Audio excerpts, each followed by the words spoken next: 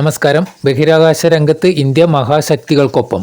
Indian ബഹിരാകാശ ഏജൻസിയായ ISRO space docking പരീക്ഷണമായ സ്പേഡക്സ് വിജയത്തിലെത്തിച്ചു. സ്പേസ് ഡോക്കിംഗ് സാങ്കേതികവിദ്യ സ്വന്തമാക്കുന്ന 4ാമത്തെ രാജ്യമെന്ന നേട്ടമാണ് സ്പേഡക്സ് വിജയത്തോടെ ഇസ്രോ സ്വന്തമാക്കിയത്.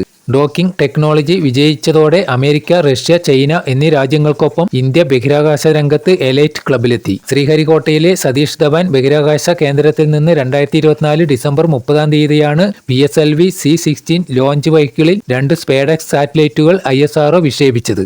ജനുവരി 6 ഇവയുടെ ഡോക്കിംഗ് പരീക്ഷണം നടത്താനായിരുന്നു ഇസ്രോ ആദ്യം നിശ്ചയിച്ചിരുന്നത്. എന്നാൽ സാങ്കേതിക കാരണങ്ങളാൽ ഈ ശ്രമം 9 നീട്ടിവെച്ചു.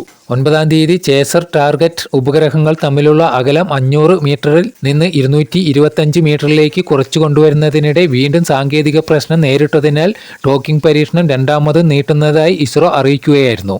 പിന്നീട് ISRO ഏറെ കരുതലോടെയാണ് ഡോക്കിങ്ങിനായുള്ള 3ാം ശ്രമം ആരംഭിച്ചത്. 3ാം പരിശ്രമത്തിൽ 500 മീറ്ററിൽ നിന്ന് 230 മീറ്ററിലേക്കും 105 മീറ്ററിലേക്കും 15 മീറ്ററിലേക്കും 3 മീറ്ററിലേക്കും ഇസ്രോ അനായാസം ഉപഗ്രഹങ്ങളെ കൊണ്ടുവന്നു. എന്നാൽ ഇതൊരു ട്രയൽ മാത്രമായിരുന്നു എന്ന അറിയിപ്പ് പിന്നാലെ ISROയുടെ ഭാഗത്തു നിന്ന് എത്തി. ഉപഗ്രഹങ്ങളെ വീണ്ടും സുരക്ഷിതമായ അകലത്തിലേക്ക് മാറ്റുകയും ചെയ്തു. വിവരങ്ങൾ പഠിച്ച ശേഷമേ അടുത്ത നീക്കമുണ്ടാകൂ എന്ന അറിയിപ്പ് വന്നതോടെ ആകാംക്ഷ ഇരട്ടിച്ചു. ഇതിനുശേഷം കരുതലോടെയുള്ള 4ാം പരിശ്രമത്തിലാണ് ഉപഗ്രഹങ്ങളെ വിജയകരമായി ഇസ്രോ ഡോക്ക് ചെയ്തത്. News desk 2020 news.